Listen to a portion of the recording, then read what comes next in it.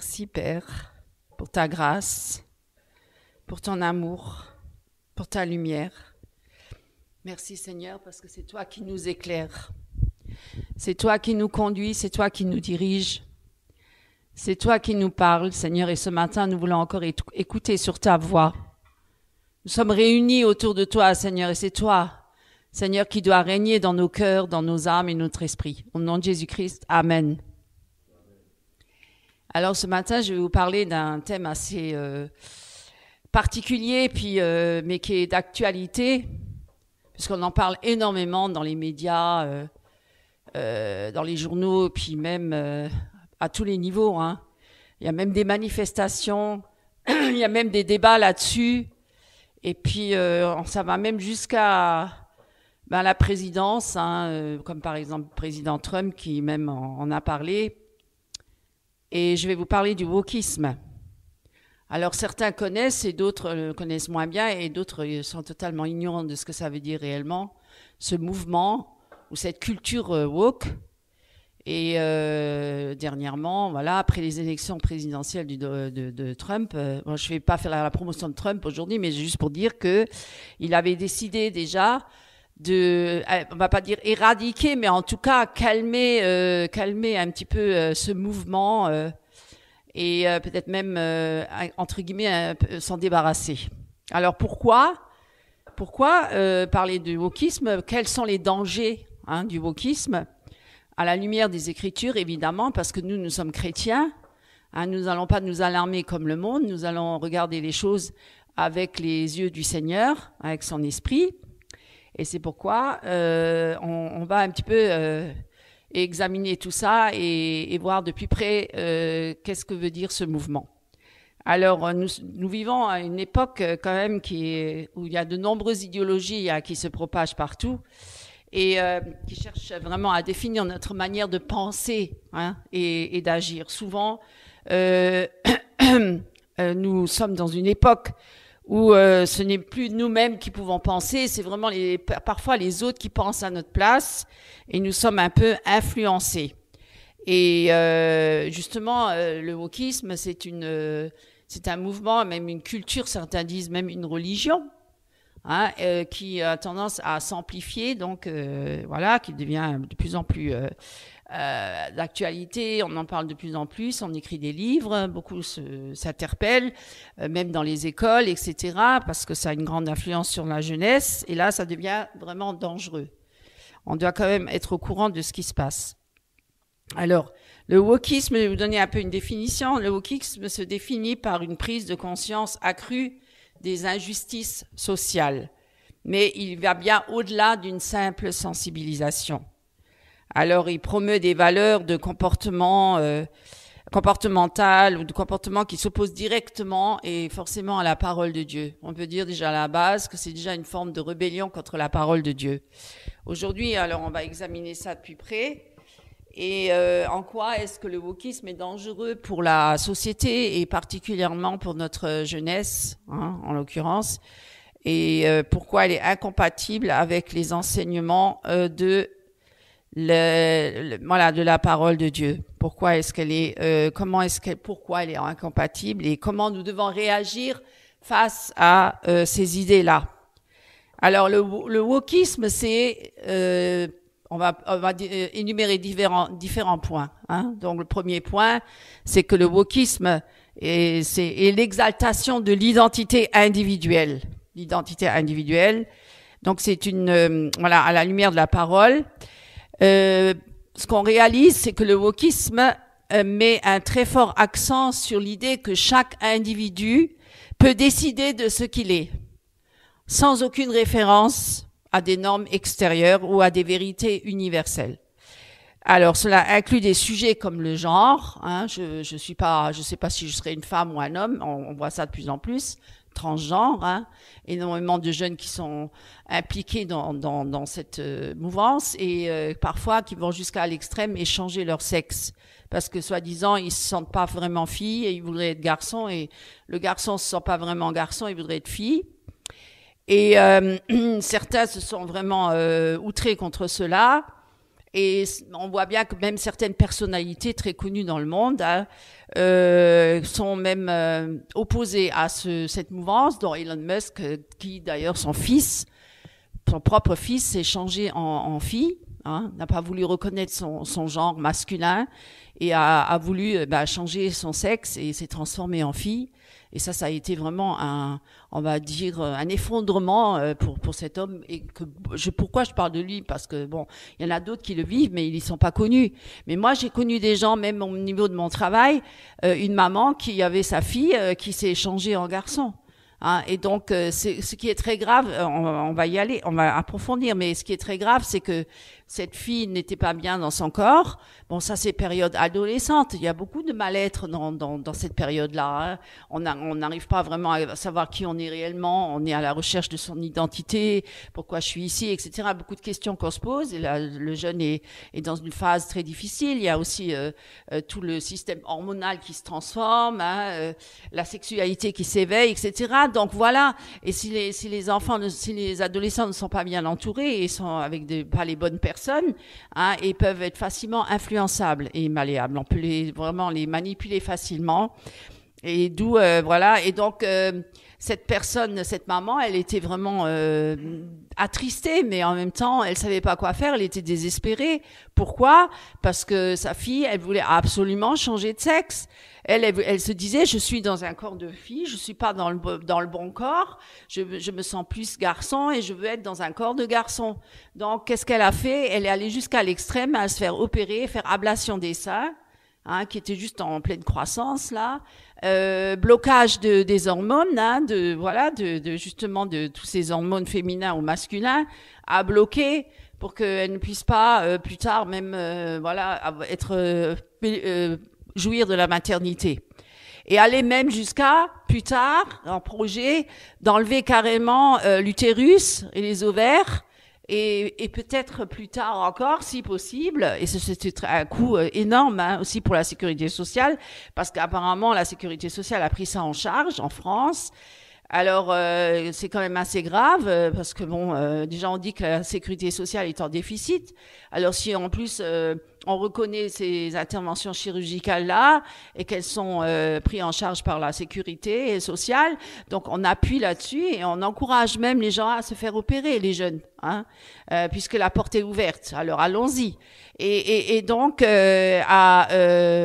à opérer et puis peut-être plus tard même aller jusqu'à mettre un pénis en place, parlons franchement, parlons clairement, hein, à mettre un pénis en place qui devrait être fonctionnel, mais un pénis peut pas être fonctionnel comme ça. Mes amis, vous devriez le savoir si vous avez fait quelques études médicales, et puis vous sauriez très bien que on peut pas aller au-delà de ce que Dieu nous a donné, voilà, créé, parce que là on n'est pas des créateurs. Hein, on va être des techniciens et on va mettre un semblant de pénis en place, un semblant. Et par contre, pour les hommes, c'est pire parce que les garçons qui se font opérer parce qu'ils veulent devenir filles, eh bien, dans ces cas, il faut leur faire une ablation du pénis. Et ça, c'est alors irréversible, parce qu'une fois qu'il a pris cette décision, ce garçon, de se faire l'ablation de son pénis, il pourra plus jamais retrouver son pénis. Donc si plus tard, et c'est déjà arrivé, que certains garçons, plus tard, quand ils étaient un peu plus âgés, au-delà de la vingtaine, et qu'ils ont commencé à raisonner autrement, hein, et réfléchir plus longuement, plus profondément sur leur cas, ou sur leur avenir, et qu'ils ont voulu faire marche arrière et revenir dans leur état premier, de leur genre qu'ils avaient au départ masculin, que Dieu leur a donné, eh bien, ils ne peuvent plus revenir en arrière. Parce que, ok, peut-être dans leur mentalité ou dans leur cœur, mais plus dans leur physique. Parce qu'on ne peut pas reconstruire un pénis. Une fois qu'il a été enlevé, c'est fini. Et c'est pour ça que c'est très grave. C'est pour ça que j'en parle aujourd'hui. Parce que c'est vraiment une situation qui est très grave.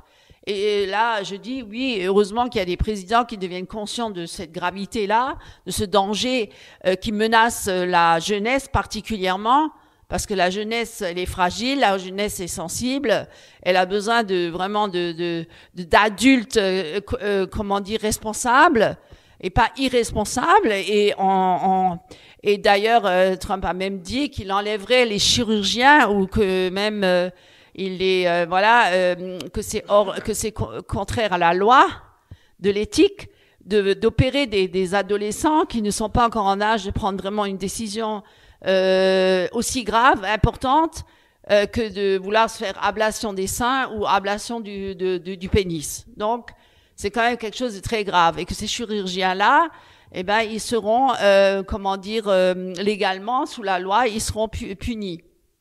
Ils seront repris. Voilà. Et moi, je trouve que c'est une bonne chose. Parce que ça va à l'encontre des lois de Dieu. Voilà pourquoi j'en parle. Alors, donc, dans ce système de pensée, c'est l'individu qui devient l'autorité ultime. C'est comme s'il n'avait pas d'autorité au-dessus de lui. C'est lui qui décide pour sa vie. Et certains le disent, je fais ce que je veux avec mon corps. Eh bien non, ce corps-là, il nous a été prêté par Dieu. C'est Dieu qui nous l'a donné. C'est Dieu qui nous a formés. Et donc, ils veulent pas se soumettre à un cadre divin ou à une vraiment une vérité qui est établie par Dieu depuis le commencement. Et je vais vous en parler, puisqu'on voit dans la Bible, et prenez avec moi, Genèse chapitre 1, verset 27, Dieu a créé une identité ordonnée, l'homme et la femme. Et donc la Bible, elle commence par une affirmation fondamentale. C'est le fondement de notre vie, de la création, Adam et Ève. Il n'a pas créé Adam et un autre Adam, il n'a pas créé Ève, une autre Ève, et il n'a pas créé rien d'autre. Ça a toujours été l'homme et la femme. C'est la première création. Il n'y a pas eu, le couple. Il n'y a pas Adam et 2 femmes, ou 3 ou 10. La polygamie, ce n'est pas non plus le départ, le commencement. Ou la femme, Ève, avec plusieurs hommes. Voilà. Donc, vous voyez déjà dès le départ, dès le commencement, Dieu a créé l'homme et la femme. Il créa l'homme à son image. Il le créa à l'image de Dieu. Il créa l'homme et la femme. Vous voyez, il n'y a rien d'autre. Ce verset, il souligne vraiment les vérités essentielles. Déjà, à la base, nous sommes créés à l'image de Dieu. Donc, est-ce qu'on peut contester avec Dieu? Dites-moi, mes amis. Cela signifie que notre identité est directement liée à notre Créateur. Nous ne pouvons pas nous échapper de Dieu.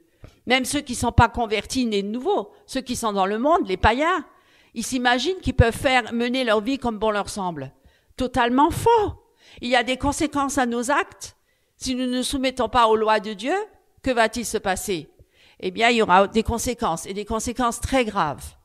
Et c'est pourquoi nous, en tant que peuple de Dieu, nous qui sommes la lumière du monde, voilà, nous sommes les sentinelles, nous sommes ces lumières qui doivent éclairer tout homme, et qui nous éclairent également, la parole de Dieu, pour justement nous montrer quel chemin nous devons prendre, le chemin de Jésus-Christ, puisque Jésus l'a dit, je suis le chemin, la vérité, la vie. Eh bien, nous devons être des trompettes, nous devons alerter, nous devons alarmer déjà le peuple de Dieu, et en même temps, le monde qui voit qu'il est sur un faux chemin. Il est sur un faux chemin. Nous ne sommes pas des êtres autonomes. Nous ne pouvons pas nous diriger nous-mêmes.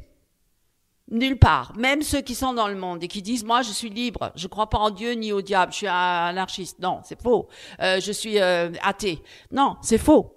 Même lui, il est dirigé par le diable parce que le monde entier est sous l'emprise du malin. Il n'y échappera pas. Et ceux qui sont en Christ et qui se soumettent pas à Christ, ils seront animés par la chair. Ou alors par le diable, s'ils vont beaucoup plus loin dans les ténèbres. Nous ne sommes pas des êtres libres. Nous sommes ou esclaves du péché et de la mort et de Satan, ou nous sommes esclaves de Jésus-Christ. Mais si nous sommes esclaves de Jésus-Christ, nous sommes réellement libres. Parce qu'en Jésus, nous trouvons la vraie liberté. Parce que la liberté, elle est en Jésus-Christ. Elle n'est pas dans le monde. Le diable ne vous apportera jamais une liberté. Il vous apportera une semblante de liberté au départ pour vous faire croire. C'est un menteur, et il viendra vous faire croire des choses, mais ça va vous amener sur le chemin de la mort et de la perdition, sur le chemin de la destruction de votre vie, de la vie que Dieu vous a donnée, parce que lui, il est en rébellion contre Dieu, il a la haine de Dieu et de tout ce qui concerne Dieu, et de toute sa création, et de toutes les créatures. Ne croyez pas que vous êtes en de bonnes mains avec le diable. Non, même s'il vous fait croire des choses, comme il l'a fait avec Adam et Ève dans le jardin d'Éden, quand il a dit à Ève, est-ce que vous mangez de cet arbre de fruit, de l'arbre du fruit de cet arbre? Non, Dieu, il a dit non, on peut pas manger de ce fruit-là. Et alors il a dit quoi, le diable? Mais si, vous pouvez. Au contraire, si vous le mangez, vos yeux vont s'ouvrir et vous verrez, vous serez comme des dieux. C'était ça déjà le mensonge dès le départ. Vous serez comme des dieux. Ça veut dire vous ne devez plus vous soumettre à Dieu, le Créateur. Vous êtes des dieux. Donc vous êtes Dieu. Et certains le disent même, vous êtes Dieu. Donc vous pouvez faire ce que vous voulez. C'est vous qui décidez. Et beaucoup aujourd'hui réclament cela, proclament cela. Et même dans les églises. Même dans les églises, parmi les chrétiens. Justement, ces faux chrétiens, ce faux mouvement, je suis. Vous avez déjà entendu, I am. Hein, Joel Austin et toute cette bande. Vous savez, ceux-là, ils parlent de cette manière-là. Ils parlent d'un Jésus, mais quel Jésus? Un faux Jésus. Jésus New Age. Je suis, I am. Voilà, donc, je fais ce que je veux. Je fais ce que je veux. Non, on ne fait pas ce qu'on veut. Non, c'est Dieu qui est le souverain maître de toutes choses. C'est lui qui règne dans tout l'univers. Et c'est lui le commencement et la fin. C'est lui l'alpha et l'oméga. C'est lui le Dieu de l'histoire. Et c'est lui qui décide. Et c'est lui qui aura la victoire. Au nom de Jésus-Christ, amen. Donc, vous voyez, je vais vous en parler aujourd'hui comme j'ai un temps limité, donc je ne sais pas si je pourrais vraiment développer à fond, mais on va y arriver. Sinon, on fera en plusieurs séances, on va dire plusieurs dimanches.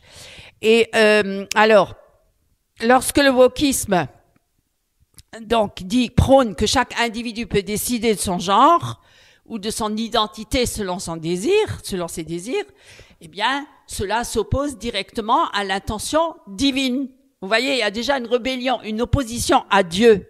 Cette exaltation de soi, parce que là, on n'est que centré sur soi, hein, le moi, et en réalité, une rébellion contre l'ordre établi et voulu, l'ordre naturel voulu par Dieu. L'homme ne peut pas être son propre maître, on est d'accord? Le wokisme place l'individu au centre du monde, hein, comme s'il pouvait décider de tout et de lui-même, pour lui-même. Mais la Bible, qu'est-ce qu'elle enseigne, la Bible? La Bible, elle enseigne que l'homme ne peut pas être son propre maître. Pourquoi? Car il est limité. Nous ne sommes que des créatures. Nous sommes limités dans le temps et dans l'espace. Et regardez comme on est fragile. On doit se sécuriser avec plein de choses qui doivent nous entourer. On peut pas se déplacer sans une voiture, on peut pas voler, on est obligé d'être dans une voiture, mais dans une voiture sécurisée. Et encore maintenant, on porte des ceintures de sécurité. Pourquoi? Parce que la mort nous menace à tout instant, ou des accidents, etc. La maladie qui nous menace. Il y a tant de choses qui nous menacent. Et à la fin, finalement, nous sommes dans un état de vieillissement. Voilà, la peau, elle se dégrade aussi, les organes se dégradent, et nous sommes limités dans le temps et dans l'espace. Et un jour, nous allons mourir. Alors, sommes-nous des dieux? Sommes-nous Dieu? Mes amis, réveillez-vous. Mais c'est incroyable. Vous croyez? Excusez-moi, mais je crois qu'il y a beaucoup de gens qui sont aveuglés sur eux-mêmes. Hein. Quel pouvoir ils ont? Ils n'ont pas le pouvoir de la vie et de la mort. Et qu'est-ce qu'ils ont comme pouvoir? Est-ce qu'ils peuvent avoir la victoire sur la mort? Non. Ils peuvent avoir la victoire sur la mort en Jésus-Christ. Oui, parce que Jésus-Christ l'a vaincu la mort. Et si Jésus y vit en moi, oui, j'aurai la victoire sur la mort. Il dira, oh mort, où est ton aiguillon? Oui, là, j'ai la victoire sur la mort. Oui, seulement en Jésus-Christ. Sans Jésus, je n'ai pas la victoire sur la mort. C'est la mort qui l'emporte. Vous voyez? Alors, mes amis, vraiment, soyez fermes, attachez-vous fermement à Christ et seulement à Christ. Aucun homme ne pourra vous sauver. Aucun homme pourra sauver votre vie. Aucun homme pourra combattre pour vous pour la mort. Lorsque vous passerez par ce chemin-là de la vallée de l'ombre de la mort. Vous voyez, il n'y a qu'un seul qui sera avec vous. C'est Jésus-Christ. C'est lui qui marchera avec vous jusqu'au bout, jusque dans l'éternité. Alléluia, gloire à Dieu. Donc, alors, l'homme ne peut pas être son propre maître, nous l'avons dit. Et la Bible, elle enseigne que l'homme ne peut pas être, il est trop limité. Il est trop limité et influencé par en plus, le péché. Vous voyez, le péché, il nous entache sur toute chose. Hein, dans notre intelligence, dans notre âme, notre esprit, notre corps et dans notre mode de pensée. Nos pensées sont corrompues sans Jésus. Le péché corrompt tout. Vous voyez? Et donc, il est incapable de trouver la vérité par lui-même. L'homme qui est sous l'emprise du péché ne peut pas connaître la vérité. il va être forcément dans l'erreur. Forcément. Tous ses avis, toutes ses intentions, toutes ses pensées philosophiques, psychologiques ou autres, ou quoi que ce soit, ne peuvent pas lui apporter cette vie qui vient seulement en Jésus-Christ et cette délivrance. La délivrance seule, elle est en Jésus-Christ. Ce mal-être qu'il y a dans le corps dans les l'âme, parce qu'en premier c'est l'âme, n'est-ce pas? Dans ces jeunes, dans cette jeunesse qui ne se sent pas bien dans son corps, dans sa peau. Bien sûr, il y a un moment passage comme ça difficile. Eh bien, c'est pas le wokisme qui va l'aider. C'est seul Jésus-Christ qui pourra l'aider et le délivrer de ce mal-être et de ce malaise qu'il y a en lui, de ce mal de vivre. Et être délivré de son péché et venir à la croix. Et je peux dire, Proverbe 14:12, il y a une voie qui paraît droite à un homme, mais son issue, c'est la voie de la mort. Vous voyez? L'homme, il croit qu'il est sur la bonne voie et finalement, à la fin, son issue, c'est la mort. Et moi, j'ai une fois entendu un témoignage d'un homme à la fin de sa vie, je sais pas quel âge qu'il avait, peut-être 80, on va dire, un homme qui était très riche, qui avait eu beaucoup de succès, qui était très beau, enfin vraiment il avait tout ce qu'il voulait, tout ce qu'il désirait sur la terre, il l'avait. Et pourtant, à la fin de sa vie, il était très malheureux.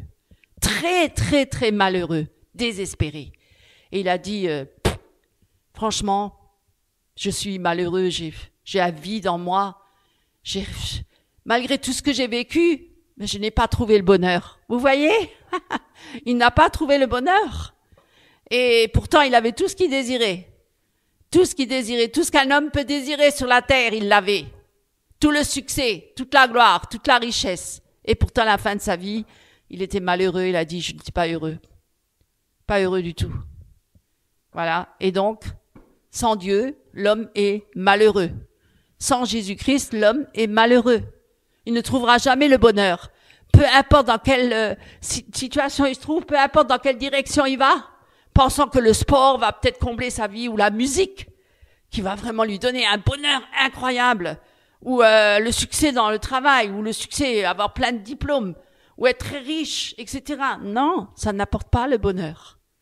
Ça n'apporte pas la vie. Ce sont des choses qu'on utilise sur la terre, mais c'est passager. Et ce monde-là, il passera, et tout ça convoitise aussi, donc ces choses-là sont passagères. Passagères. Ne vous attachez pas à ces choses-là, qui sont là où l'atteignent et là où ils atteignent, cherchez les choses d'en haut. La vie éternelle en Jésus, les trésors spirituels, mes amis. Voilà, vous voyez. Et si on était moins centré sur nous et centré sur l'autre, le voisin, et plutôt centré sur Dieu, eh bien, croyez-moi qu'il y a beaucoup de choses qui nous seraient enlevées, ôtées, et beaucoup de délire, et beaucoup de folie, et beaucoup de mal-être qui partiraient. Oh oui. Et beaucoup de frustration. Beaucoup de frustration. Même pour les échecs de notre vie. Qui n'a pas eu d'échec dans sa vie? Tous sont passés par un moment d'échec ou de déprime. Il n'a pas vraiment voulu faire ceci, mais il a fait cela. Finalement, c'est pas la direction de sa vie. C'était pas ça qu'il désirait. C'était pas vraiment.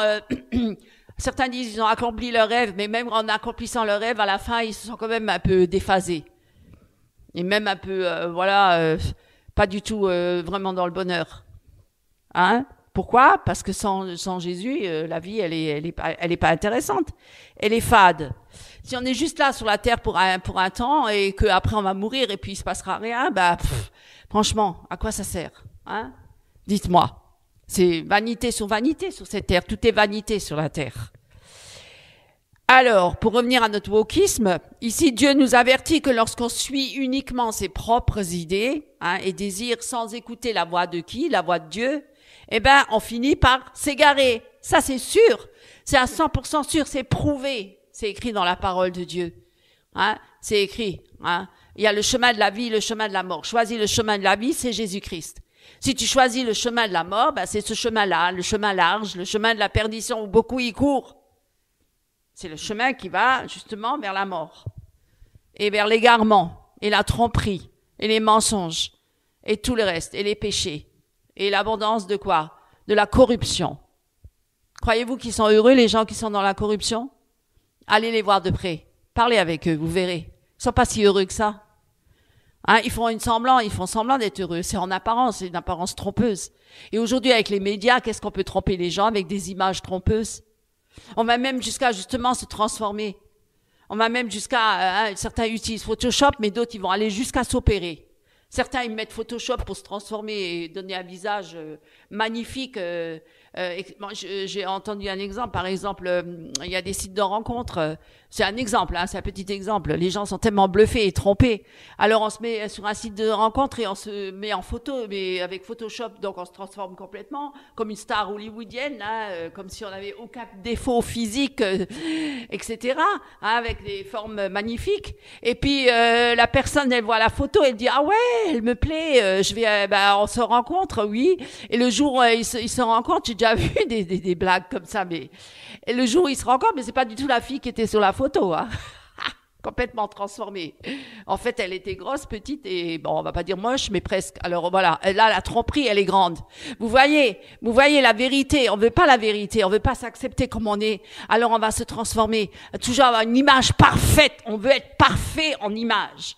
Hein, c'est un peu la mentalité hollywoodienne. On n'accepte plus aucun défaut. Alors les infirmes, alors ceux-là, pouf, un rebut, hein, on n'en veut pas, hein, à la poubelle, les pauvres, à la poubelle, les misérables à la poubelle, ceux qui sont illettrés à la poubelle, tout ce qui est, voilà, on veut, c'est presque le truc de Hitler, ça, hein, c'est un peu la mentalité de la race aryenne, la race supérieure, parfaite, beaux yeux, bleus, blancs, je serais peut-être arrivé, moi, mais bon, pour dire. Bon, bref, voilà, vous voyez, c'est un monde de fous. C'est un monde de folie. Quand l'homme sans Dieu vient au pouvoir, eh bien, c'est la folie qui le guette. Et le peuple, alors, il va être complètement manipulé et assujetti à un fou. Imaginez les suites de tout ça. Vous avez déjà vu les conséquences de quelqu'un qui était au pouvoir, qui était un fou, un dictateur, eh bien, qui vient pour influencer le monde avec ses idées farfelues, hein, de grandeur, de mégalomanie, hein, de conquérir le monde. Il y en avait un, il avait dans sa chambre, il avait un gros globe, et tous les jours il regardait le globe, il dit je serai le roi du monde, pas le roi du monde. Vous voyez un peu ces hommes-là. Il faut faire attention, il y en a qui sont comme ça. Il faut pas les faire venir au pouvoir, hein, parce qu'alors là, le peuple, il va pleurer. Hein. Mais si celui qui vient au pouvoir, hein, celui qui vient au pouvoir et qui est soumis à Dieu, hein, le roi soumis à Dieu, eh bien le peuple, eh bien il peut avoir certaines bonnes choses à recevoir de la part de ce roi-là. Voilà, mes amis. Donc, on revient à notre wokisme et on dit quoi que l'homme il va s'égarer et le wokisme il valorise quoi? Le moi, d'abord le moi. Et fait oublier que l'homme a besoin de Dieu pour comprendre sa véritable identité et sa raison d'être. Pourquoi il est là? Hein? Et alors, si tu es venu au monde fille, c'est Dieu qui l'a voulu ainsi. Pourquoi tu veux changer ton identité? Pourquoi tu veux changer ton genre? Pour devenir... d'où te vient cette idée? D'où te vient? Soudainement. Hein, ça n'existait pas il y a 2000 ans en arrière. Aujourd'hui, c'est un mouvement qui est né il y a quelques années. Et tout le monde est imprégné par ça soudainement. Bien sûr qu'il y a derrière des démons qui ont été lâchés pour infiltrer ça dans les pensées de certains hommes ou femmes. Forcément. Le diable est à l'œuvre, n'est-ce pas? Il se cache derrière tous ces mouvements. Hein? Et donc, le problème du moi d'abord, qu'est-ce qu'on en pense du problème du moi d'abord? C'est un égoïsme extrême, égocentrisme. Hein? Et d'ailleurs, c'est dit dans la Bible que dans les derniers temps, les hommes seront égoïstes, hein? Avares, fanfarons, amis de l'argent plus que Dieu, ayant l'apparence de la piété, mais en reniant la force. Vous le voyez, ça? Vous le voyez de plus en plus. Et l'idolâtrie est grande. Idolâtrie, ça veut dire je remplace Dieu par un autre Dieu. Ça veut dire je me soumets pas au Dieu créateur, mais je me fais moi-même Dieu, donc je suis idolâtre de moi-même. Ou alors je suis idolâtre d'une autre créature. Hein? Ou je suis idolâtre, voilà, de mon travail ou de ma musique. Ouais, hein? L'argent, exactement. Alors, l'exaltation de l'identité individuelle dans le wokisme pousse à un égoïsme extrême. Et on valorise davantage ce qu'une personne pense ou désire qu'au détriment des vérités universelles de Dieu. Au détriment des vérités et du bien commun. Parce qu'on n'est pas une île, hein, on vit aussi avec notre prochain. Et donc, ça peut avoir des répercussions très graves sur notre prochain. Évidemment. Parce que si on se transforme, vous imaginez les parents dans quelle détresse ils se retrouvent si un jour ils avaient eu un garçon et qu'il devient fille. Vous vous imaginez la détresse de ces parents-là, en sachant qu'ils ont mis au monde un garçon, qu'ils l'ont élevé comme un petit garçon et que finalement à la fin, à l'adolescence, l'enfant va dire non mais maman, papa, moi maintenant j'en ai marre, je veux plus être une fille, je veux être un garçon. Ou un garçon, je veux être une fille. Vous imaginez les parents? Le choc. Et ça bouleverse toute une vie, ça bouleverse toute une famille. Ça bouleverse pas que la société, ça bouleverse aussi l'individu, la famille, l'entourage. Et ça c'est très grave. Hein, vous imaginez?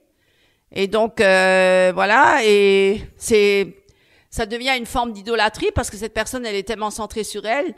Hein, c'est l'adoration de soi-même, l'adoration de soi-même. Voilà, l'adoration. Et parce que lorsque nous vivons uniquement pour nous-mêmes, est-ce qu'on est là sur la terre pour vivre que pour nous-mêmes? Non. Si nous vivons que pour nous-mêmes, sans référence à Dieu et à tout ça, ben c'est un égocentrisme, égoïsme qui se développe, mais excessif. C'est que le moi, et la satisfaction de mon moi, et je vais trouver toutes les... Mais on le voit de plus en plus autour de nous, on le voit sur les réseaux sociaux, sur les médias, hein, les influenceurs. Qu'est-ce qu'ils font? Ils le moi, regardez-moi, faites comme moi, transformez-vous comme moi, etc., etc. C'est bien ça. Les stars qui sont sur scène et qui chantent regardez-moi, faites comme moi. Voilà, ils veulent être des modèles, ils veulent être des guides à cette pauvre jeunesse qui est perdue sans berger, hein, qui n'a plus les bonnes références, qui n'a plus voilà, qui se laisse influencer et manipuler par n'importe qui, selon la démangeaison de leurs oreilles, selon leurs désirs charnels. Eh ben, ils suivent un dieu quelque part, une idole, hein, une idole. Comme certains, Johnny Hallyday, waouh, c'est mon idole, Johnny Hallyday. Tout le monde, il y en a même qui vont se transformer en Johnny Hallyday. Vous avez déjà vu ça? La folie, elle va jusqu'à l'extrême là, ou Elvis Presley ou d'autres qui imitent la voix, ils veulent être comme Elvis Presley, ils vont même se transformer, se changer complètement de look pour se ressembler à cette star, à cette idole. C'est leur Dieu, c'est leur Dieu, c'est leur idole. Et ils se transforment, ils s'acceptent plus comme ils sont. Leur identité propre, non, on va l'étouffer, on va la rejeter, on veut être l'autre, on veut être celui-là. Vous imaginez? La convoitise, hein? C'est un péché, c'est une rébellion contre Dieu. Et je vous avais dit tout à l'heure, on peut le lire dans 2 Timothée chapitre 3, versets 1 à 2. Sache que dans les derniers jours, il y aura des temps très difficiles. Vous voyez, on est dans ces temps-là, hein, croyez-moi. Car les hommes seront égoïstes, amis de l'argent, fanfarons, hein, hautains, blasphémateurs, rebelles à leurs parents, ingrats, irréligieux, etc. Ou très religieux, mais religieux dans le mauvais sens, hein, parce que c'est pas du tout la religion dans le sens là qu'on veut dire. Alors, le wokisme qui encourage quoi? À faire de ses propres sentiments une vérité absolue. Et ils veulent l'imposer aux autres, ils veulent l'imposer à la société, hein. Et c'est un signe de notre époque. Les gens, ils se placent eux-mêmes au centre, ignorant les plans de Dieu. Voilà. Alors que dans la Bible, Jésus nous appelle à quoi? Jésus nous appelle à renoncer à nous-mêmes, non? Et être soumis à lui, et être ses imitateurs à lui. C'est lui qui doit être notre modèle, notre exemple, notre repère. Ce n'est pas nous-mêmes, hein, ou les autres. Et l'Évangile nous enseigne exactement le contraire de ce que prône le wokisme. Vous voyez? Donc on voit déjà là cette forme de rébellion. Et alors que l'Évangile, il nous appelle à ne pas nous centrer sur nous-mêmes, à renoncer à nous-mêmes, ne pas nous centrer sur nos désirs, parce que si moi je me centre sur mes désirs, mais laissez tomber. Si mon mari se centrait sur ses désirs et on n'a pas les mêmes désirs, vous imaginez les deux là, il va dans cette direction, l'autre dans l'autre. Déjà on va se chamailler, on va se disputer parce que moi, ouais, toi tu penses pas comme moi. Oui, mais toi tu veux aller là, moi je vais aller là. Mais vous imaginez, c'est la cacophonie, hein, c'est pas l'harmonie, hein. Vous voyez, et dans une société ou dans une famille, s'il y en a qui viennent avec leurs idées et leurs désirs propres et s'imposent aux autres, qu'est-ce que ça va donner? Ça va donner une tension, hein? Une tension. Ça va apporter des conflits. Ça va apporter une disharmonie, hein? Et donc, c'est pas du tout comme Dieu le voulait. Alors que Dieu, il dit dans sa parole, qu'est-ce qu'il dit? par rapport à notre propre identité, on arrête de penser à soi et on regarde à Christ. Si quelqu'un veut venir après moi, qu'il renonce à lui-même. Alors, qu'il se charge de sa croix et qu'il me suive. Et qu'il me suive. Le riche, est-ce que le riche, quand il est venu à Jésus, il a dit quoi? Seigneur, je veux te suivre. Alors il a dit, qu'est-ce que je dois faire pour te suivre? Il a dit, qu'est-ce que tu... j'ai honore ton père, ta mère, machin, là. Ok, moi j'ai fait tout ça. J'ai appliqué toute la loi. Très bien, très très bien. Mais il y a une chose, c'est là où il a regardé à son cœur. C'est là où il était attaché à autre chose qu'à Dieu. Et il a dit, va, tu es très riche, va et vends toute ta richesse et donne-le aux pauvres et suis-moi. Ça ne veut pas dire maintenant que tous les riches doivent vendre tout et suivre. Non, c'est parce que lui, particulièrement, il était attaché à ces choses-là. Et là, il s'en est retourné. Et il a pas suivi Jésus parce qu'il était vraiment trop riche et il voulait vraiment s'attacher à ses richesses. Alors, c'est de l'idolâtrie, c'était son Dieu. Vous voyez? Alors, je peux donner un autre exemple, la musique. C'est quelqu'un, il est tellement accro à la musique. Et Jésus lui dit, va, renonce à ta musique et suis-moi. Hein? Voilà. Et donc, il se passe quoi?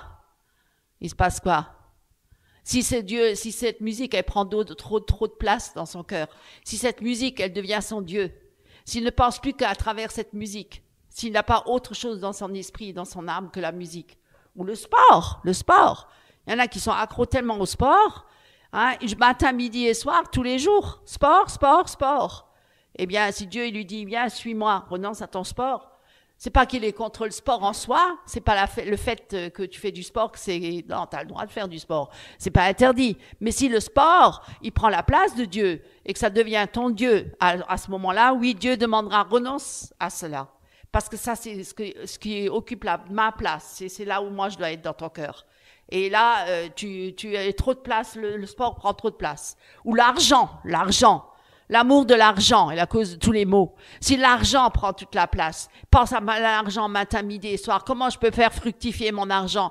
Comment je peux devenir plus riche? Il y en a beaucoup qui sont préoccupés par ça. On le voit dans le monde. Il suffit d'aller sur les réseaux sociaux ou même sur Internet, n'importe quoi. Comment devenir plus riche? Comment aller plus loin? Comment dire les trading, hein? Comment déposer votre argent pour faire fructifier votre argent? Il n'y a que ça. La préoccupation, c'est que l'argent. Et dans le milieu chrétien aussi, ça le devient. Dans le milieu chrétien, ça le devient de plus en plus. Entrepreneuriat, hein, devenir riche. Hein, d'ailleurs, l'évangile de prospérité, c'est ça. Hein, quand vous venez à André à Christ, vous serez riche. Ah bon, c'est écrit où dans la Bible? C'est quel Dieu qui suivent là? Le Dieu riche, le Dieu de la richesse, le Dieu mammon. Alors que Jésus a dit, on ne peut pas servir deux maîtres. On ne peut pas servir Christ et le Dieu mammon. Mais là, on dirait que les chrétiens, c'est pas grave, c'est facile. On peut être très riche et se préoccuper toute la journée de l'argent. On demande des dons, des offrandes, on vend des livres, on vend plein de choses, plein de produits, on ouvre des entreprises. Entrepreneuriat, on forme les chrétiens dans l'église à l'entrepreneuriat. Vous vous imaginez? On va impacter le monde dans toutes les sphères de la société. Il faut être à la tête et non à la queue. Vous voyez ces mouvements-là actuels? C'est très dangereux. Très, très, très dangereux. Ça nous éloigne de l'évangile des premiers chrétiens. Ça nous éloigne de ce que Jésus nous a prêché à l'époque. De renoncer à soi-même. C'est pour ça, je vous le dis, on est vraiment dans une époque très grave. Très, très grave. Voilà, l'idolâtrie, bien sûr, le travail, l'idolâtrie, si l'homme, il est toute la journée à se préoccuper du travail, et tout le temps dans le travail, et tout le temps à penser au travail, et l'argent qu'il va gagner, et gagner encore plus, et travailler encore plus, hein, et ne plus penser à sa famille, à sa femme, ses enfants, ne plus penser à Jésus-Christ, ne plus passer de temps dans la prière, etc., pour le chrétien, et pour les païens, forcément. De toute façon, il n'est pas avec Christ. Le païen, il n'est pas né de nouveau, il est dans le monde, de toute façon. Alors sa préoccupation, c'est le monde. Mais nous, en tant que chrétiens, ça ne doit pas être le monde. Notre préoccupation première, ça doit être le royaume de Dieu et sa justice. Mes amis, c'est ça le plus important. Et pas le reste. Le reste, ça suit. Comme il a dit, cherchez premièrement le royaume de Dieu et sa justice, et tout le reste vous sera donné selon la volonté de Dieu, bien sûr. Si Dieu il veut que vous deveniez riche, peut-être, mais ça sera pour les autres. Ça sera pas pour soi-même. Alors, renoncer à soi-même signifie accepter que Dieu a le dernier mot. sur notre identité. Voilà, c'est lui qui décide. Nous ne sommes pas libres de nous réinventer, comme ils disent, comme nous le voulons. En tant que chrétiens, nous acceptons que notre identité, notre genre, homme ou femme, c'est fixé par Dieu, et qu'elle a un but pour glorifier Dieu. Voilà, dans notre condition, en tant qu'homme et femme. Voilà. Je vais m'arrêter là parce que c'est très long. J'aurais plusieurs fois à en parler. Plusieurs sessions sur le wokisme. Là, j'ai fait une petite préambule, un avant-propos, on va dire comme ça, pour que vous ayez déjà un avant-goût de ce que je vais vous dire, vous déballer la semaine prochaine, dimanche prochain. Alors, que le Seigneur vous bénisse et par vous-même, vous pouvez faire des recherches. Il y a de nombreux débats là-dessus. Il y a énormément de livres, d'ouvrages déjà qui sont sur le marché. Mais regardez tout ça avec discernement, surtout à la lumière de la Bible, de la parole de Dieu, surtout, et priez, parce que nous sommes dans une période vraiment très très complexe et très confuse. Voilà, que le Seigneur vous bénisse. Amen. Bonjour mes frères et sœurs en Christ. Ce matin, je lis dans l'épître à 1 Jean, chapitre 5, versets 1 à 15, version Darby. Quiconque croit que Jésus est le Christ est né de Dieu, et quiconque aime celui qui a engendré, aime aussi celui qui est engendré de lui. Par ceci, nous savons que nous aimons les enfants de Dieu. C'est quand nous aimons Dieu et que nous gardons ses commandements, car c'est ici l'amour de Dieu, que nous gardions ses commandements, et ses commandements ne sont pas pénibles, parce que tout ce qui est né de Dieu est victorieux du monde, et c'est ici la victoire qui a vaincu le monde, savoir notre foi, qui est celui qui est victorieux du monde, sinon celui qui croit que Jésus est le Fils de Dieu. C'est lui qui est venu par l'eau et par le sang, Jésus le Christ, non seulement dans la puissance de l'eau, mais dans la puissance de l'eau et du sang. Et c'est l'Esprit qui rend témoignage, car l'Esprit est la vérité. Car il y en a 3 qui rendent témoignage, l'Esprit et l'eau et le sang, et les 3 sont d'accord pour un même témoignage.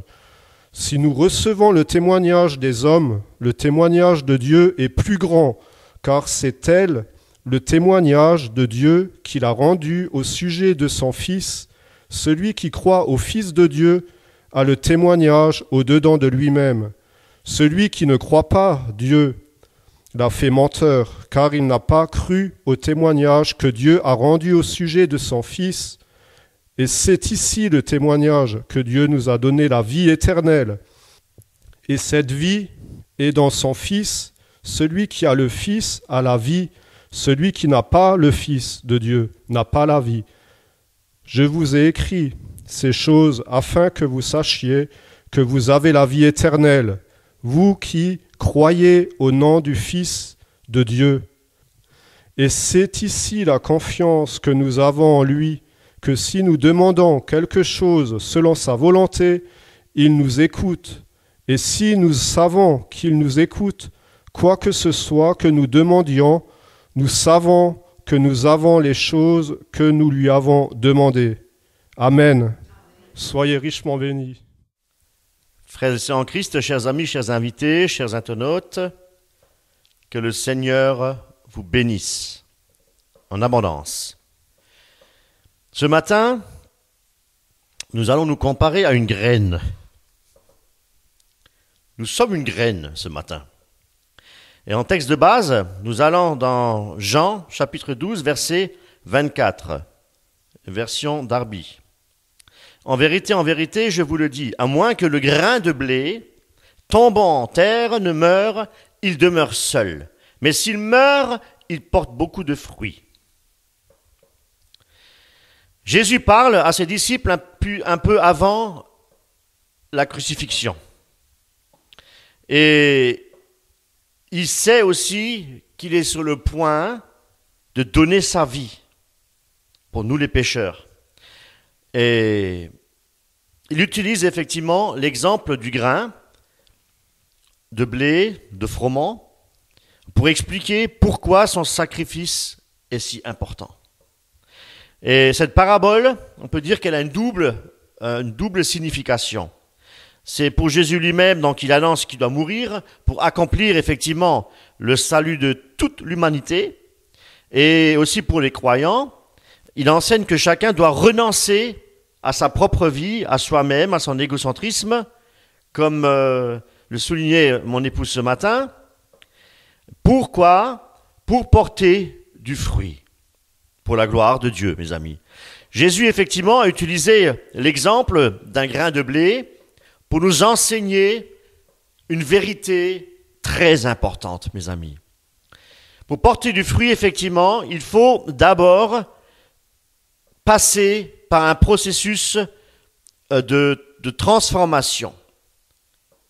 Et une graine, pour donner la vie, il faut au préalable qu'elle soit enterrée, qu'elle soit brisée avant d'être transformée. Et nous sommes effectivement comparés à cette graine. Et pour que Dieu puisse effectivement utiliser pleinement nos vies, nous devons mourir. Nous devons accepter effectivement de laisser toutes nos ambitions personnelles, nos propres intérêts et mourir. Mourir dans ce sens-là, effectivement, pour ne laisser que la place à Christ lui-même, pour qu'il puisse, lui, transformer notre vie, mes amis. Et comme je disais, pour que nos vies puissent aussi être sous l'influence spirituelle pour porter du fruit pour notre Seigneur Jésus-Christ, pour la gloire de Dieu. Et c'est pour cette raison que nous devons effectivement passer par ce processus de transformation. Si nous ne sommes pas transformés par Christ, nous ne pouvons pas porter de fruit. C'est impossible. C'est le cœur de l'homme qui est mauvais et c'est le cœur de l'homme qui doit être transformé par la puissance du Saint-Esprit, mes amis. Et lorsque nous sommes transformés, ce n'est pas toujours facile pour nous. Ce n'est pas toujours facile de passer par là. Et dans cette prédication, effectivement, nous allons voir en 3 étapes des choses essentielles pour notre vie chrétienne. Premièrement, nous allons voir un petit peu comprendre la nature de la graine. Qu'est-ce qu'une graine ? Et donc comprendre ce que Dieu a placé aussi en nous.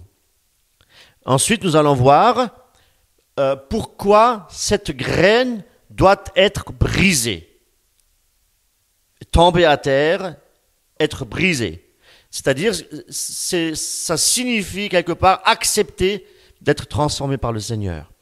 Et troisièmement, nous allons voir ce que cette graine produit une fois qu'elle a été transformée. C'est-à-dire voir les résultats de notre vie, effectivement, qui doit être une vie pleinement soumise à l'obéissance de Christ. Ramener toute pensée captive à l'obéissance de Jésus-Christ. Alors, qu'est-ce qu'une graine ? Nous allons étudier cela sur le plan spirituel, bien sûr, parce que la graine spirituelle, symbolise la puissance de Dieu quand Dieu a créé le monde. Dieu a créé les graines, pourquoi ? Pour produire la vie. Genèse 1, chapitre 1, prenez avec moi, verset 11. Il est dit, « Et Dieu vit que cela était bon, et Dieu dit que la terre produise l'herbe, la plante portant de la semence, l'arbre fruitier produisant du fruit, selon son espèce, ayant sa semence en soi sur la terre. » Chaque graine, mes amis, contient tout ce qu'il faut pour donner une vie nouvelle. Elle a en elle-même cette capacité de grandir pour produire du fruit. Cela montre que Dieu a tout prévu dans sa création, effectivement, pour que la vie puisse continuer, se manifester et prospérer. Prospérité. La vie. Pour nous aujourd'hui, de la même manière, Dieu, quelque part, a mis dans chaque personne, bien entendu, là je parle pour ceux qui sont nés de nouveau, il a mis sa puissance, la puissance du Saint-Esprit, et cette puissance du Saint-Esprit nous donne effectivement cette possibilité de marcher en nouveauté de vie. Il a placé en nous des talents, il a placé en nous des dons, mais si nous ne laissons pas Dieu agir en nous, justement, nous ne pouvons pas porter du fruit pour sa gloire. Et dans le Nouveau Testament, Jésus parle aussi de la graine. On va voir dans Jean, justement, on va aller dans Jean au chapitre 12, verset 24, où il est dit, je répète, en vérité, je vous le dis, à moins que le grain de blé tombant en terre ne meure, il demeure seul. Mais s'il meurt, il porte beaucoup de fruits. Jésus explique ici que pour qu'une graine puisse produire du fruit, eh bien, il faut qu'elle soit plantée. Puis, il faut qu'elle meure. Et ensuite seulement, il faut effectivement un processus de transformation. On parle aussi de la sanctification dans notre vie. Et c'est une image de la vie chrétienne. C'est ce qu'on appelle communément une allégorie.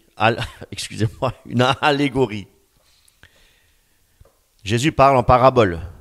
C'est de l'allégorie. Nous sommes comme cette graine entre les mains de Dieu, effectivement. Si nous restons centrés sur nous-mêmes, nous restons à ce moment-là seuls et stériles. Sans Christ, il n'y a pas de vie dans l'être humain. C'est pourquoi nous devons accepter, mes amis, de renoncer à tous nos désirs égoïstes, égocentriques, pour que Dieu puisse agir en nous et nous transformer à l'image de Christ, voyez-vous.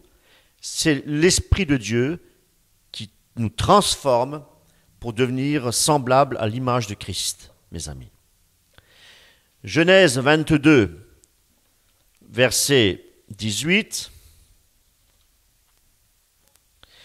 Et toutes les nations de la terre se béniront en ta semence parce que tu as écouté une voix. La graine symbolise aussi la semence, mes amis. La semence, la bénédiction, mes amis. Quand Dieu parle effectivement à Abraham, il lui fait une grande promesse. Vous la connaissez, toute cette promesse. En ta semence, en fait, on parle de descendance. Toutes les nations de la terre seront bénies. Alléluia. La semence ou la descendance d'Abraham a aussi deux significations, mes amis. Une descendance physique, à savoir que Abraham, qui est donc l'ancêtre effectivement du peuple d'Israël, il était choisi par Dieu pour apporter donc la bénédiction au monde. Et il y a aussi une descendance spirituelle. Voyez-vous, en Abraham.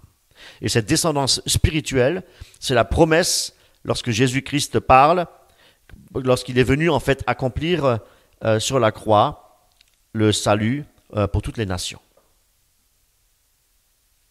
Pour nous aujourd'hui, en tant que chrétiens, nous avons effectivement cette grâce, ce privilège de faire partie de cette promesse. Alléluia. Et Paul explique aussi que tous ceux qui appartiennent à Christ sont et demeurent la semence d'Abraham. Et ça, nous allons le voir dans Galates. Ah oui. Galates, chapitre 3, verset 29. 3:29, il est dit quoi? Jésus, or, si vous êtes de Christ, vous êtes donc la semence d'Abraham, voyez-vous, héritier selon la promesse. Mes amis, les psaumes aussi parlent souvent de la graine comme un symbole. On parle de travail, on parle de fidélité et de récompense. Et un passage clé, nous allons dans Psaume 126 justement. Psaume 126. Psaume 126, des versets 5 à 6. Il est dit, « Ceux qui sèment avec larmes moissonneront avec chant de joie.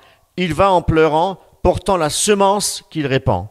Il revient avec les chants de joie, portant ses gerbes. » Ce passage montre effectivement que semer une graine peut effectivement parfois être difficile, pénible. Il faut travailler dans la vigne du Seigneur, mes amis. Et c'est pas toujours facile. C'est pas toujours facile.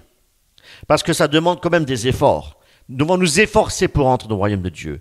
Car large est la porte qui mène à la perdition, et resserré est le chemin qui mène à la perdition. Il faut travailler dans la vie. Excusez-moi. Merci, ma sœur. Voyez-vous, ce passage montre aussi qu'il peut y avoir de la tristesse, il peut y avoir... mais dans tout cela, Christ est avec nous et nous sommes plus que vainqueurs. Parce que dans tout cela, dans la tristesse, dans le découragement, dans les difficultés, eh bien, nous avons tout de même cette joie que le Saint-Esprit donne. Voyez-vous, la joie d'être dans la présence de Dieu, la joie d'être écouté par le Seigneur, parce qu'il compatit, le Seigneur est avec nous. Hein? Je serai avec vous jusqu'à la fin du monde. Voyez-vous, alléluia. Donc il y a toutes ces promesses. Hein? Donc lorsque nous passons par des moments très difficiles, eh bien ouvrons la parole, lisons les psaumes et le Seigneur va nous relever par son Esprit Saint. Alléluia. Les psaumes, bon, lire la parole de Dieu dans son intégralité. Bien, je précise. Voilà.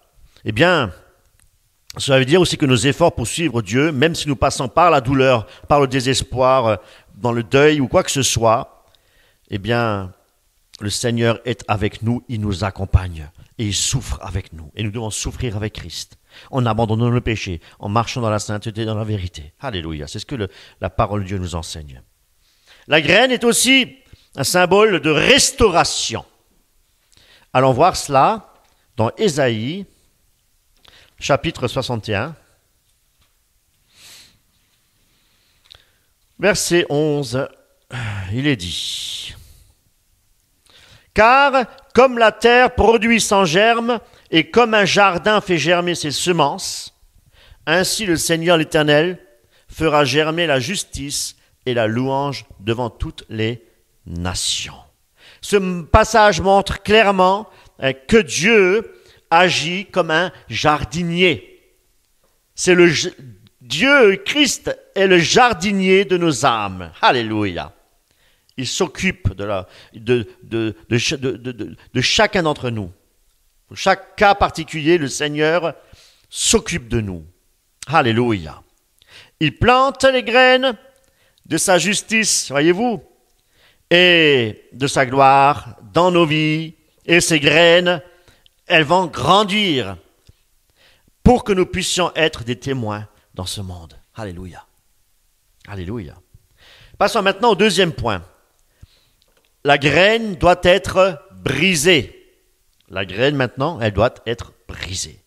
Pour porter du fruit, effectivement, une graine doit être enterrée, elle doit mourir quelque part. Ça symbolise notre besoin, effectivement, de renoncer aux œuvres mortes, aux œuvres stériles, de renoncer à nous-mêmes pour que Dieu puisse faire son œuvre en nous, pour que Dieu puisse agir en nous puissamment par la puissance du Saint-Esprit. Le brisement, mes amis, est un acte d'humilité. Voyez-vous, c'est un acte d'humilité. C'est cela. Lorsqu'une graine, elle est plantée, elle est enterrée, ça symbolise l'humilité. Nous devons accepter de mourir à notre orgueil, à notre propre volonté, de vouloir vivre selon notre propre volonté, et nous devons accepter d'obéir à Dieu. Nous devons l'écouter et nous devons effectivement sonder sa parole. Alléluia. Philippiens, chapitre 2. Philippiens, chapitre 2, verset 8, il est dit: étant trouvé en figure comme un homme, il s'est abaissé lui-même, étant devenu obéissant jusqu'à la mort et à la mort de la croix. Voyez-vous, l'humilité. L'humilité précède, nous dit la parole de Dieu, la gloire. Le brisement n'est pas une chose facile à vivre. Le brisement est très difficile, très très difficile. Nous voyons les souffrances de Jésus-Christ, ce n'est pas facile. Parce que le brisement implique des sacrifices. Il faut se sacrifier. Par exemple, nous devons veiller et nous efforcer à ne plus pécher, ou encore même, nous devons nous efforcer à changer nos habitudes, nos défauts. Nous devons travailler à changer nos défauts. Défauts et tout cela. Ce brisement est nécessaire pour que nous puissions croître en maturité, pour que nous puissions grandir spirituellement. Et Jacques, chapitre 1, Jacques 1, versets 2 à 4, il est dit: estimez-le comme une parfaite joie, mes frères, quand vous serez en butte à diverses tentations, sachant que l'épreuve de votre foi produit la patience, mais que la patience est son œuvre parfaite, afin que vous soyez parfaits et accomplis, ne manquant de rien. Ici, Jacques, effectivement, nous encourage à persévérer dans les épreuves, parce qu'elles produisent en nous, effectivement, cette maturité spirituelle. Voyez-vous ? Lorsque nous acceptons de mourir à nous-mêmes, eh bien, mes amis, la vie de Christ, à ce moment-là, elle peut commencer à se manifester pleinement en nous, dans notre âme. Et Paul déclare aussi, nous allons le voir dans Galates, Paul déclare dans Galates chapitre 2, Galates 2, verset 20, voilà ce qu'il déclare: je suis crucifié avec Christ et je ne vis plus moi, mais Christ vit en moi. Voyez-vous? Voilà. Ce renoncement, effectivement, à soi-même doit être un acte au quotidien, tous les jours. Nous devons renoncer tous les jours à nos mauvais désirs, à tout ce qui nous empêche d'être dans un épanouissement spirituel, à tout ce qui nous empêche d'être dans la joie du Seigneur, dans la paix du Seigneur, mes amis. Nous devons y renoncer. Ce renoncement à soi-même va porter du fruit, mes amis. Et Jésus dit aussi dans Luc 9, nous nous promenons dans la parole ce matin, Luc 9, verset 23, oui, il est dit: si quelqu'un veut venir après moi, qu'il se renonce soi-même et qu'il prenne sa croix chaque jour. J'aime bien cette version littérale là de Darby, lorsqu'il dit qu'il se renonce soi-même. C'est bien, j'aime bien. Qu'il se renonce à soi-même, pour bien montrer que c'est le moi égoïste qui doit disparaître. Nous devons renoncer à tout cela. Eh bien, mes amis, Jésus-Christ, lui, n'est-il pas notre modèle par excellence? N'a-t-il pas, lui, renoncé à tout? Jésus-Christ, il est notre modèle parfait, la perfection. Jésus est le grain de blé parfait qui est mort pour produire une moisson de vie sauvée. Alléluia. Voyez-vous, il nous appelle à suivre son exemple à lui en vivant une vie sacrifiée pour lui et pour le bien des autres. Voyez-vous, selon le commandement, tu aimeras ton Dieu, mais tu aimeras aussi ton prochain. Une vie sacrifiée pour le Seigneur et une vie sacrifiée pour notre prochain, mes amis. Jésus-Christ nous a laissé un magnifique exemple en comparant aussi la graine avec notre croissance spirituelle. Vous savez, on parlait un petit peu de botanie. Dans la graine se trouve une enveloppe, enfin plutôt un embryon. Qu'est-ce que c'est que l'embryon? C'est la future plante en fait. Et il y a aussi ce qu'on appelle des nutriments, donc tout ce qui est essentiel effectivement pour faire germer, pour faire grandir, pour faire grandir cette plante, cette graine, et qui est important effectivement pour qu'elle puisse bien se développer, mes amis. Eh bien, la coque, en parlant de l'enveloppe de la graine, elle est très dure. Et pourquoi est-ce qu'elle est dure? Parce qu'elle veut protéger l'embryon, voyez-vous. Elle est là en guise de protection. Mais pour que l'embryon commence effectivement à pousser, il faut effectivement, merci Seigneur, Dieu a tout créé, il faut de l'air et il faut de l'humidité. Voyez-vous, de l'eau. Il faut que l'air et l'eau puissent entrer, mes amis. Et quand la graine, elle est fissurée, certainement par l'humidité, et qu'est-ce qui va se passer? Eh bien, ça permet effectivement à l'embryon de prendre forme, de sortir et de devenir une magnifique plante. Voilà le processus en botanie. Pour expliquer de manière très, très brève la graine, comment elle pousse. La graine se libère, elle se brise d'abord, elle se libère et la vie surgit. Voyez-vous? La graine doit également être brisée, sinon elle va rester stérile, même s'il y a les nutriments à l'intérieur. Ben oui. La vie est à l'intérieur de la graine. Et cette vie, quelque part, elle est comme enfermée, elle est comme prisonnière, et elle a besoin de se briser. Elle a besoin de se briser, d'être nourrie par la terre pour manifester du fruit. Et Jésus-Christ est la bonne terre. Alléluia. Notre parfait modèle, de par son parfaite obéissance au Père, Jésus a toujours fait la volonté de son Père. Jean, chapitre 8, verset 29. Jean 8, 29. Il est dit, « Et celui qui m'a envoyé est avec moi. Il ne m'a pas laissé seul, parce que moi, je fais toujours les choses qui lui plaisent. » Je fais toujours les choses qui lui plaisent. Donc la volonté de Dieu, c'est de faire ce qui plaît à Dieu.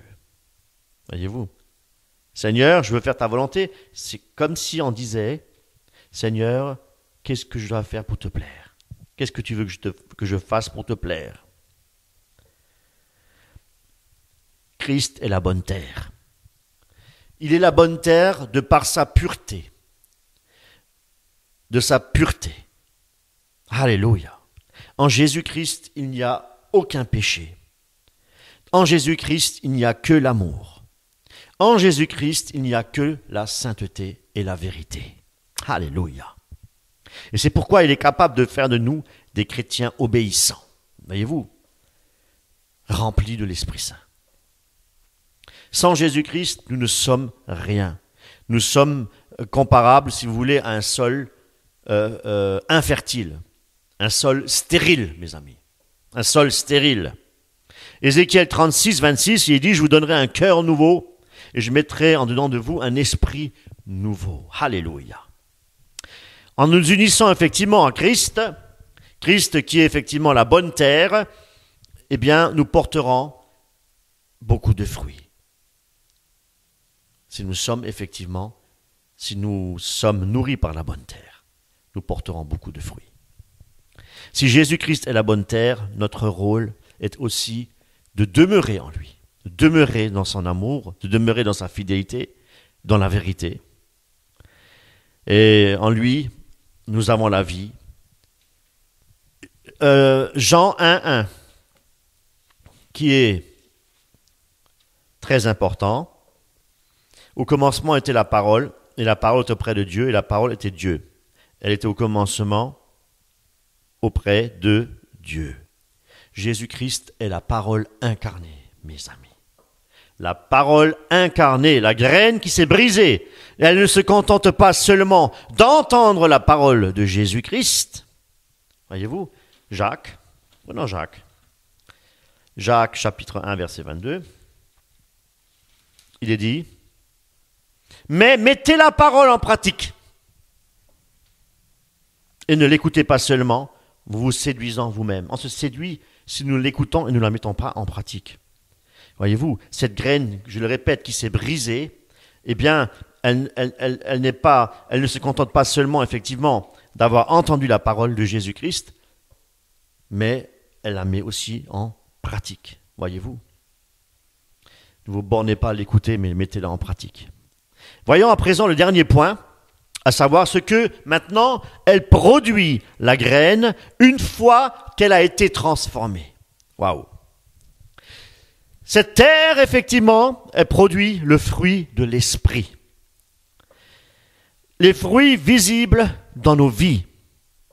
Une vie qui est soumise à Dieu produit effectivement le fruit de l'esprit. Et là, nous allons effectivement dans Galates chapitre 5, versets 22 et 23. Qu'est-ce qu'elle produit? Mais le fruit de l'esprit est l'amour, la joie, la paix, la longanimité, la bienveillance, la bonté, la fidélité, la douceur, la tempérance. Alléluia, il y en a tout ça. Amen. Ce fruit montre effectivement que Dieu agit en nous. Ce n'est pas par des miracles et des prodiges et des guérisons que nous voyons le fruit de l'esprit agir en nous, que nous voyons Dieu agir en nous. C'est lorsque nous portons du fruit. C'est lorsque nous portons du fruit. Et ça, c'est visible, vous savez. C'est visible. Alléluia. Ce qu'il nous faut savoir, c'est qu'une graine brisée, là aussi, c'est important de préciser, elle ne reste jamais seule. Elle se multiplie. Elle produit d'autres graines. Merveilleux. Elle produit d'autres graines. Et de la même manière, une vie qui est transformée, elle permet de bénir d'autres personnes pour qu'elles soient également transformées. Voyez-vous, être des disciples de Christ, c'est être un modèle. C'est avoir la vie du Christ en nous et qui portons du fruit pour que d'autres voient. C'est ça, être visible. C'est ça, en fait, visible. On reconnaît un arbre à ses fruits. Non pas à ses miracles qu'il produit, non pas à ses délivrances qu'il produit, non pas à ses guérisons, à ses prodiges qu'il produit, mais on reconnaît un arbre à son fruit. Cette graine qui est nourrie par la bonne terre grandit, devient un arbre. Les graines se multiplient, un arbre devient, un champ devient un verger, voyez-vous. Terre bien irriguée. Alléluia. Bénédiction collective. On reconnaît un arbre à son fruit. Une vie qui porte du fruit, ce n'est pas pour lui-même, c'est pour la gloire de Dieu. Parce que Dieu veut que tout le monde soit sauvé. Alléluia. Et comme nous venons le voir, effectivement, elle bénit effectivement toutes les autres personnes. Jésus nous appelle à être, nous dit aussi la parole de Dieu, la lumière du monde et aussi le sel de la terre. Voyez-vous, toutes nos actions, toutes nos œuvres, nos paroles et notre comportement, effectivement, doivent refléter Christ, doivent refléter l'amour de Dieu et c'est cela qui va attirer les autres à Jésus-Christ. C'est cela, mes amis. Dieu, de ce fait, se réjouit. Et toute la gloire revient que à Dieu. Une graine produit une moisson. En étant brisés, en étant transformés par la puissance de l'Esprit de Dieu, mes amis, nous pouvons être utilisés par Dieu selon sa volonté pour accomplir les bonnes œuvres que Dieu a préparées d'avance. Pour quelle raison? Pour soi-même? Non.